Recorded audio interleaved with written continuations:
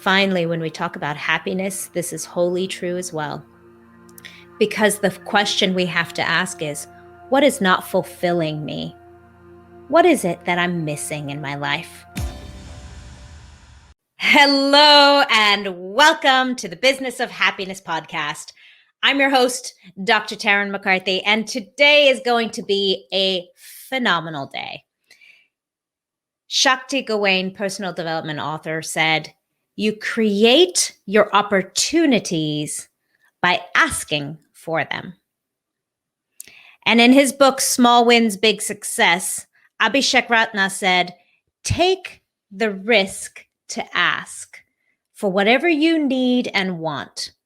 If someone says no, you'll not lose anything.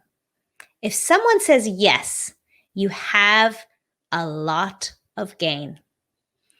Today, we are talking about the power of asking. What if every time you asked for something, it came to you? In fact, here's the secret. Every time you ask for something, it comes to you.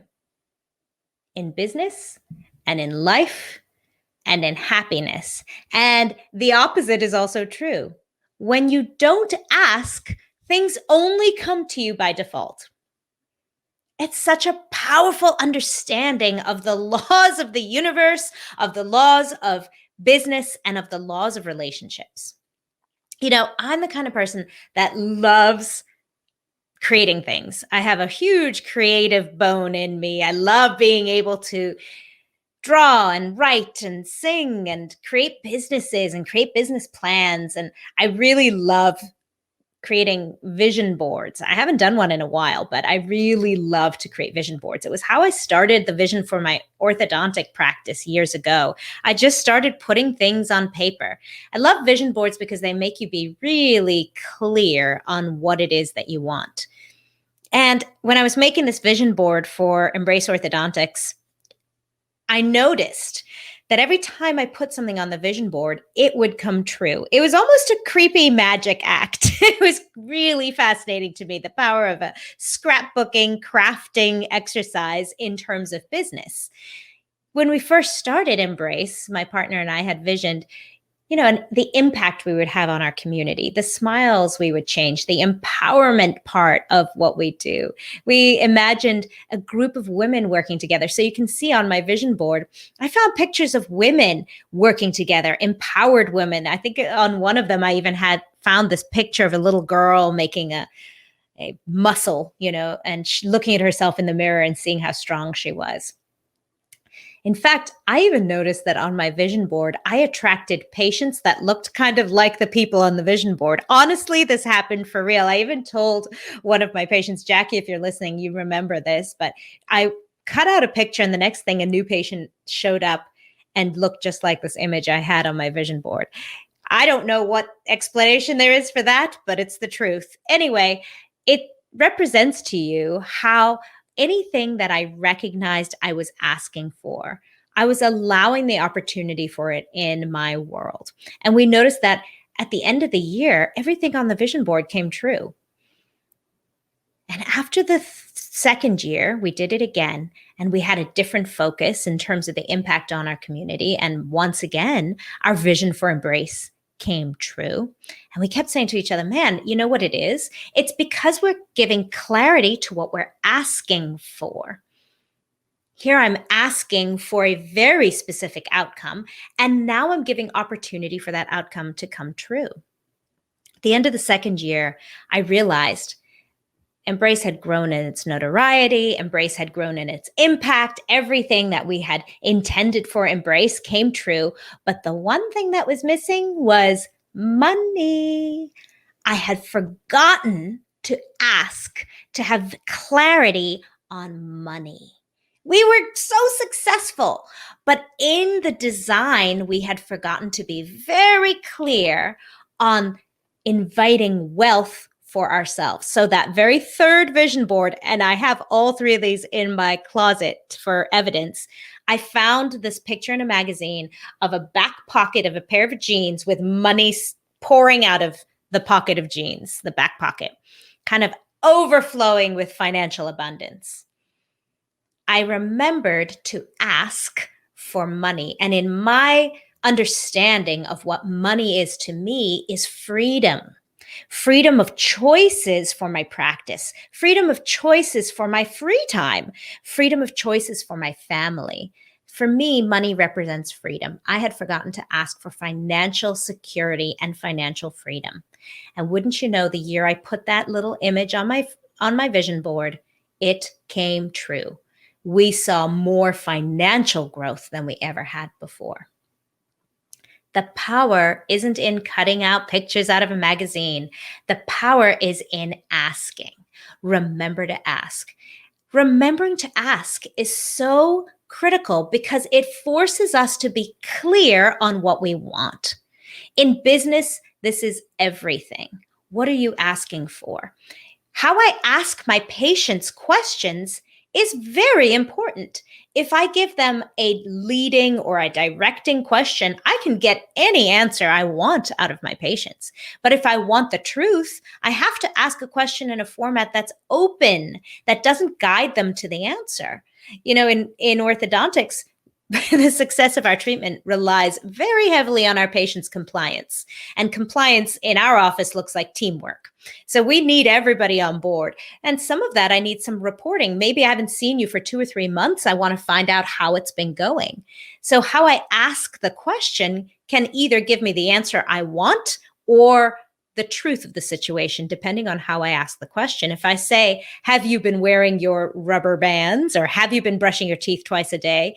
I always get yes.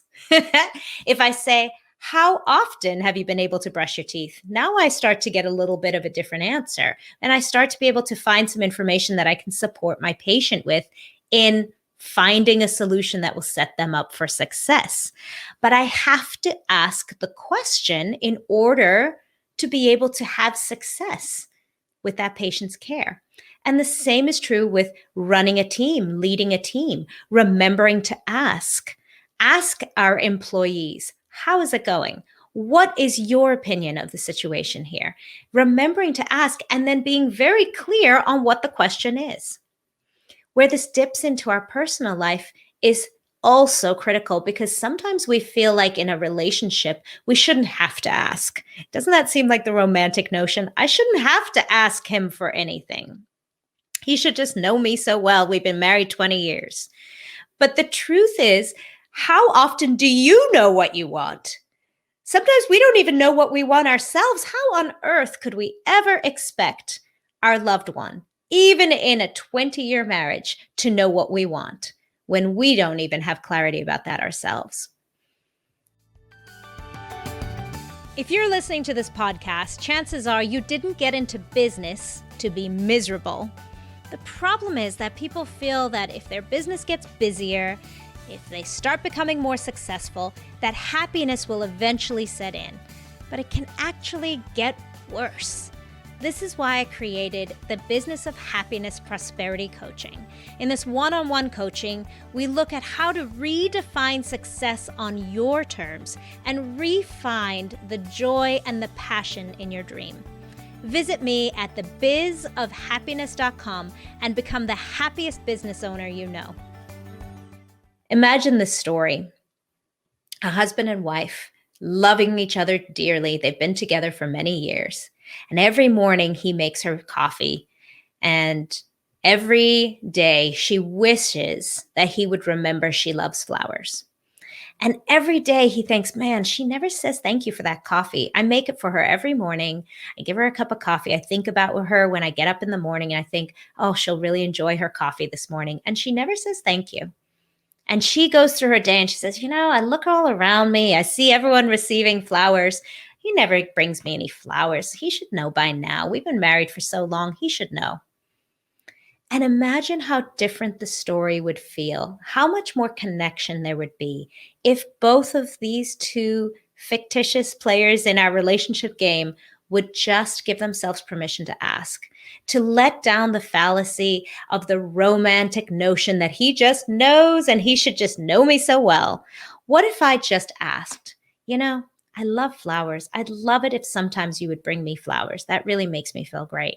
Or if he said, Every morning I make you coffee. I would really love it if you said thank you. Did you even notice? He's asking even for a thank you. What a difference that would make in that couple's relationship. I had no idea, sweetheart. I thought you were just making 2 cups because you made one for yourself. I didn't realize you were going out of your way to select the cup and bring me my coffee. Now that I know, absolutely, I will acknowledge it. Thank you for asking. Or the other side, wow, I thought I had planted you a whole bed of flowers that you could see growing every day. I didn't know you loved cut flowers. I didn't realize that meant so much to you for me to buy you flowers on the way home. Of course, I'll do that because I think about you all the time. And if that's something that means something to you, I will do so for you. See the power behind asking. The importance also becomes asking ourselves. And that's actually even more important than asking someone else for something. Always asking yourself in both of those scenarios, in business and in relationships and personal life, the first question has to be, what do I want? Here I am, I've grown this great business, everything's going along on my vision board, but what do I want? Oh, yes, I want money. And in asking the question, we have to be brave enough for the answer. Sometimes the answer will shock us. Sometimes it feels uncomfortable to ask for money. Maybe I've created a story in my head that I shouldn't be asking for money. I should just be so happy to do all this work for free. Sometimes we have to start getting in touch with, what is it that I'm asking for? Oh, yes, I am asking for money. Why am I asking for money? And as I mentioned to you in the beginning of the podcast, because for me, money represents freedom. Money represents choices. Money represents options. So yes, I'm going to ask for freedom. I'm going to ask for options. I'm going to ask for choices, and I'm going to ask for the ability to reach more people to do this wonderful thing that I am so passionate about. But I have to ask myself first, what is it that I need? Oh, yes, I need money. Now I can put it out there and ask for money. Same thing applies in our two people who are so much in love but misreading each other's love languages. You have to ask yourself, I'm in this uncomfortable relationship. I'm pretty sure he loves me. I love him, but man, I don't feel good every day. What is it I need? Oh, I need a little bit of recognition. I need flowers. To me, that seems so outrageously delicious to be able to receive flowers. That tells me that he's thinking about me, going out of his way. But see, the most important access is accessing your needs and asking yourself, what is it you want? Finally, when we talk about happiness, this is wholly true as well.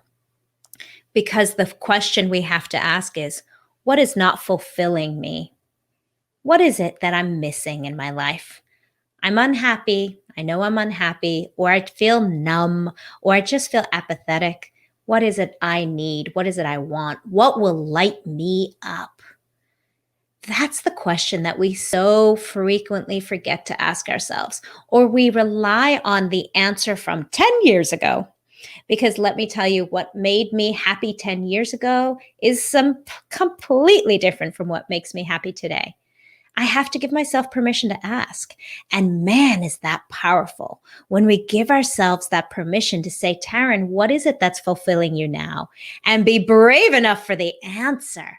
Be courageous enough for the answer. The courage comes in asking, and the courage also comes in being able to hear what it is the answer is. And both of these steps are the forerunners to being able to receive. Because when we've been clear on what we're asking for, we can be very clear when it shows up in our world. If I've asked for flowers, he comes home with flowers, I got flowers. It's a clear timeline established between the ask and then the deliverance and then the receiving. Now I can receive it. And when you receive it, appreciating it as the thing that I asked for. I asked for flowers, I got flowers. I asked for money, I got money. Now I can celebrate it. But if I hadn't been very clear on what I was asking for, I might not even recognize it when it shows up on my front door. And when I don't recognize it, how on earth could I celebrate it? Being able to find the courage to ask the question is the first step to be able to receive. And then when you can receive, you can feel really great about it and celebrate it. When we can ask, that is the first step to receive. Now, just for a moment, imagine a life where everything you ask for comes to you. Because here's the secret. It does. Every time. It might not be today. It might not be tomorrow, but it will come to you. And I know it will come to you because you will know it when you see it. And maybe you've asked for something you really don't want.